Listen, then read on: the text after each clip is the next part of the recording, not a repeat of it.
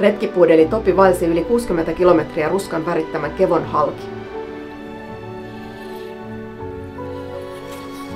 Lukemattomia jyrkkiä nousuja ja laskuja, kanjoneita, jokivarsia ja jokien ylityksiä ja aivan upeat syksyn värit.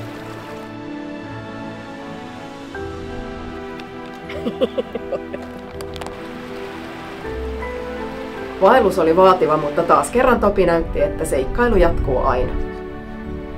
Ainakin niin kauan kuin evästä riittää ja nameja on tarjolla. Tällekin vaellukselle Topin lempparitauko namit tarjosi bestiin.